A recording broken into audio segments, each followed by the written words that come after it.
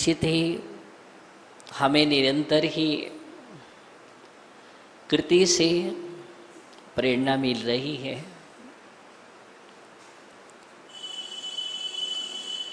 एक एक छंद के अंतर्गत आचार्य मानतुंग स्वामी वह रस प्रदान कर रहे हैं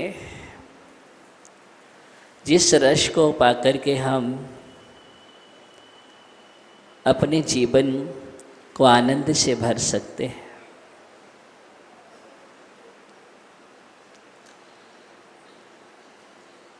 मंदार सुंदर सुमेर सुपारी जाते हैं,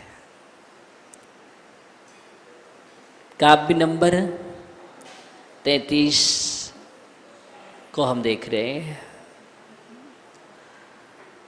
वहाँ पर आचार्य ये कह रहे थे कि मन तुम्हारा कैसा होना चाहिए।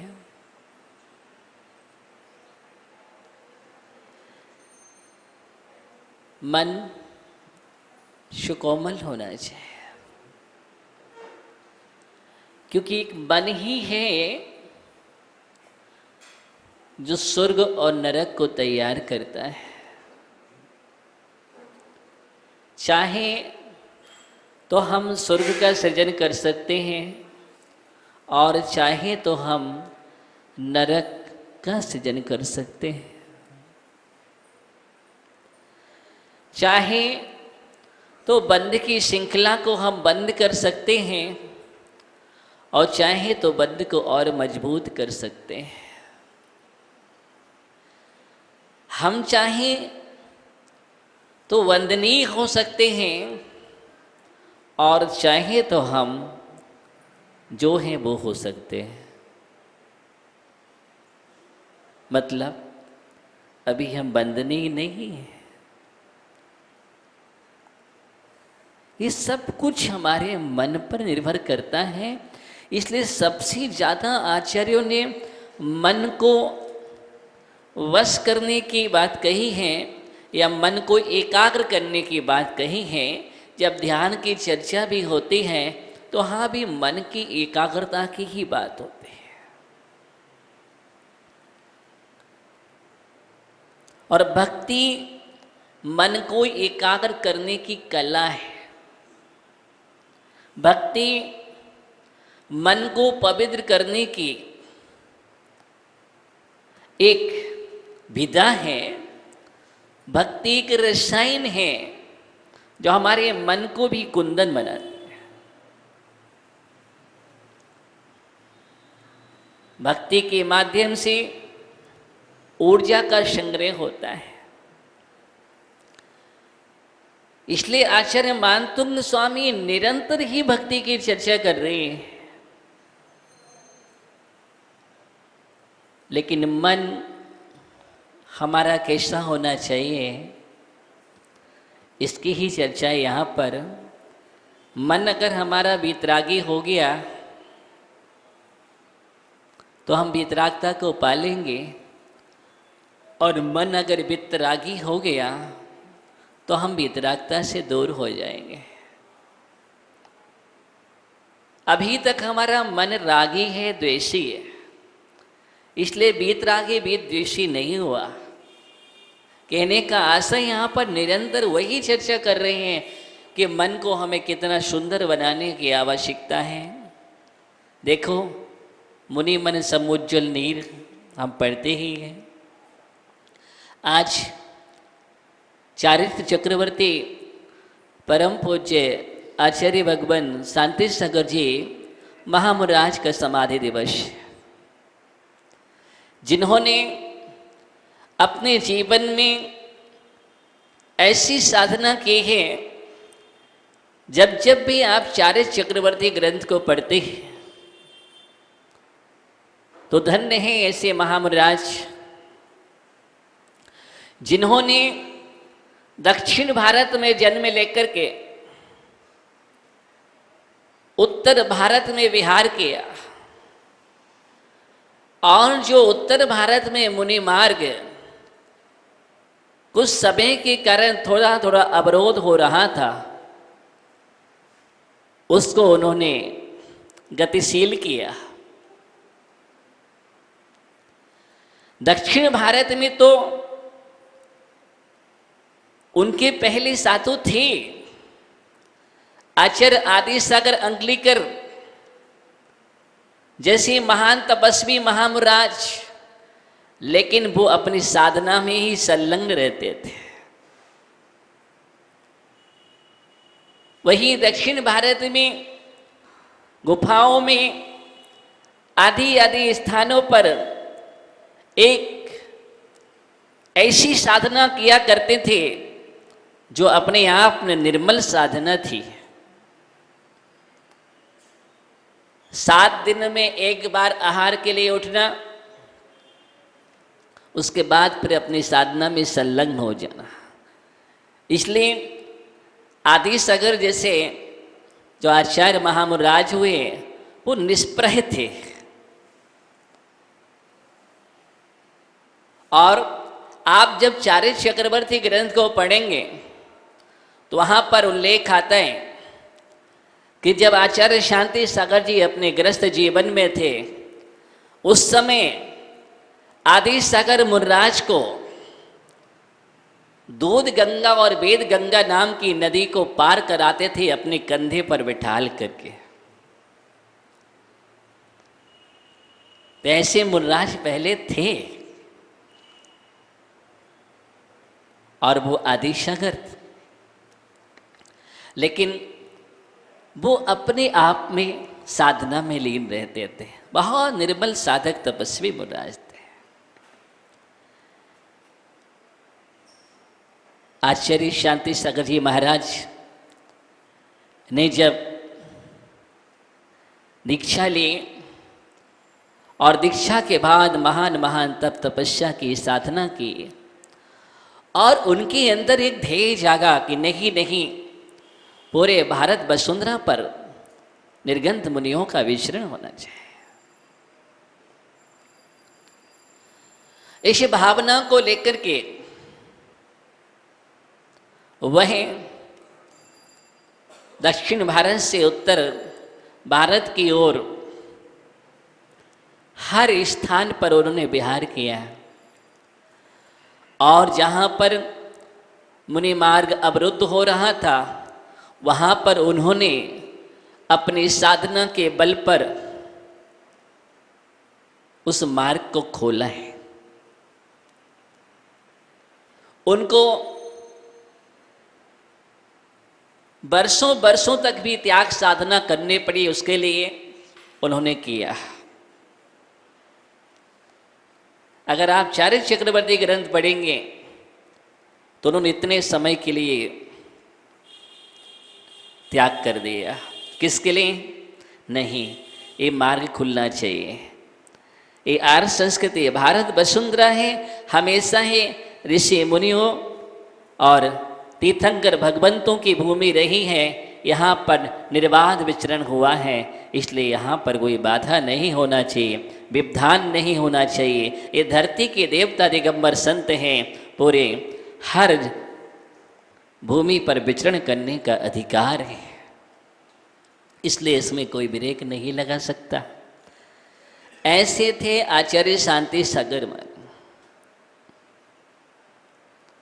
आंदोलन भी किया, त्याग तपस्या और शांतिपूर्ण।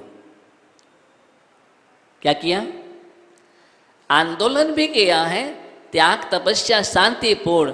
और त्याग तपस्या शांतिपूर्ण आंदोलन भी होता है जब तो मुनिराज की चर्या और साधना के माध्यम से अच्छे अच्छे जो अधिकारी है, शासक है, वो अपने आप हिल करके उनके चरणों में पहुंच जाते हैं और कहते ही नहीं, आप जो चाहते हैं वही होगा। क्योंकि आभा मंडल का तेज होता है। क्या होता है? आभा मंडल का तेज होता है। देखिए, ये जो चर्चा आती है बार बार, कहीं न कहीं आज हमें कोप मंडूक नहीं होना है। और ये हमारी कहीं न कहीं संकीर्ण बुद्धि या कोप मंडूकता की देन है कि हम आज बोलते जा रहे हैं और अपने तक ही सीमित है। ना तो हम शास्त्रों पर ध्यान दे रहे हैं, ना अपने इतिहास पर ध्यान रहे हैं, ना हम पढ़ रहे हैं। हमारे पास समय ही नहीं है कि जैन दर्शन का इतिहास क्या है। और अगर इतिहास इस प्रकार की स्थिति खड़ी हो जाएगी तो आप कहाँ पहुँच जाएंगे, इस बात पे हमें ध्यान रखना है। जैसे अभी चर्चा का विषय आया कि जो भारतीय दर्शन है उस दर्शन में जैन दर्शन के साथ कहीं न एक खिलवाड़ हो रहा है। और एक खिलवाड़ ये हमारी सुसुप्ति से हो रहा है। आज हमें जागने की फिर जरूरत है और अपने सही इतिहास को इतिहास में अंकित करने की जरूरत है। सही इतिहास को इतिहास में अंकित करने की जरूरत है, क्योंकि संस्कृति धीरे धीरे विस्मित हो रही है, भूलती जा रही है। और उसका कारण है हमारी सुसुप्ति। हम किसी को दोष नहीं देंगे, अपनी सुसुप्ति को दोष देंगे। जब हम जाग जाएंगे, हमें तो ख्याल ही नहीं है कि क्या लिखा जा रहा है, साहित्य में क्या चल रहा है, हमें कोई परवाह नहीं है। कभी कुछ पढ़ा जा रहा है, कभी कुछ पढ़ा जा रहे हैं। हमारे बच्चे पढ़ कर के आते हैं इतिहास में, लेकिन हमें ध्यान नहीं है कि सत्य है कि असत्य है, क्या है, क्या सीख रहे हैं। अगर वो सीखेंगे तो वही सीखेंगे कि जैन दर्शन का प्रारंभ यहाँ से हुआ। अनादि प्रभायमान जैन धर्म, अनादि प्रभायमान जैन धर्म, एक छत्र जैन धर्म जिसको अनादि अनिधन कहते हैं। अगर इस युग की बात करेंगे तो 24 तीर्थंकर में प्रथम तीर्थंकर ऋषभदेव हुए। और ऋषभदेव को कौन नहीं जानता? क्यों हम भूल रहे हैं संस्कृति के लिए? क्या पता नहीं किसी को कि आज हम क्या लिख रहे हैं? लिखने वाले को भी पता है कि 24 तीर्थंकर हुए हैं, और 24 तीर्थंकर में भगवान महावीर के पहले 23 तीर्थंकर हो चुके। और प्रथम तीर्थंकर ऋषभदेव हुए हैं, जिनके पुत्र भरत चक्रवर्ती, जिसके देश का नाम जाना जाता है। लेकिन फिर भी हम बोल रहे हैं। इस बात को मुझे अवगत कराना पड़ेगा। ये हमारी संस्थाएं क्या कर रही हैं? जो बड़ी बड़ी संस्थाएं हैं, देश पर बैठी, देश पर आसीन है, जो संस्थाएं बनाई गई थी, जिस उद्देश्य से बनाई गई थी, चाहे वो महासभा हो, चाहे वो महासमिति हो, चाहे वो तीर्थ संरक्षणी सभा हो, जितनी भी सभाएं हैं, जो शीर्षण संस्थाएं हैं, इन संस्थाओं को ध्यान देना चाहिए। ये आज ये भी सो रही हैं। हाँ, और इनकी सुसुप्ति के कारण भी आज ये संस्थाएं भी आपस में संकीर्ण बुद्धि लाती चली जा रही हैं। और संकीर्णता का प्रभाव ये हो रहा है कि हम आपस में ही हैं, उसके आगे हम कहीं देख नहीं पा रहे हैं। ये हमारा नुकसान बहुत ज़्यादा हो रहा है, ये हानि हो रही है संस्कृति की। और ये संस्थाएं इसीलिए बनाई गई थी, देश की संस्थाएं। जैन संसद, क्या उद्देश्य इनका? इनका उद्देश्य यही है कि हम अपनी जैनत्व की संस्कृति की रक्षा करें, और कहीं न कहीं अगर गलत होता है तो उसको सुधार करें, उनको बतलाएं, अवगत कराएं कि देखो जैन दर्शन आज का नहीं है। हम जब वैदिक दर्शन में उठा करके देखते हैं तो वैदिक साहित्य में जैन दर्शन है। हमारे तीर्थंकरों का उल्लेख है, ऋग्वेद, यजुर्वेद, सामवेद। देखिए आप, वेदों में तीर्थंकरों का वर्णन है। बात रचना आदि आदि मुनियों के लिए कहा गया है। दिगंबर मुनियों की अर्चना की गई है। अजितनाथ भगवान, अरिष्ट नेमि, पारसनाथ नमस्कार किया गया है। ऋषियों को उठा करके देखो तो वहां पर हमारे तीर्थंकर भगवंतों को नमस्कार किया। अपने आप सिद्ध हो जाता कि जैन दर्शन कब का है। जो तीर्थंकर थे उनको आप नमस्कार कर रहे हैं, इसका सिद्ध क्या हुआ कि जैन दर्शन कितना प्राचीनतम है।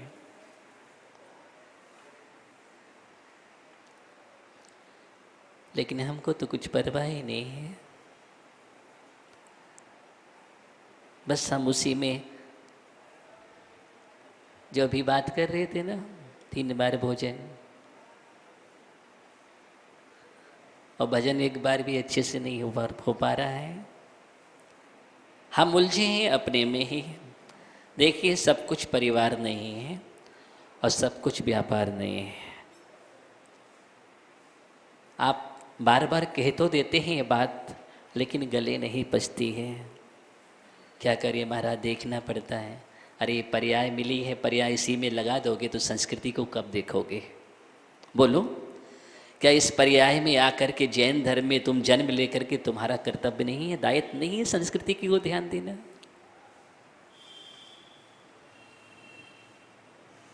वाह, आराम से हम,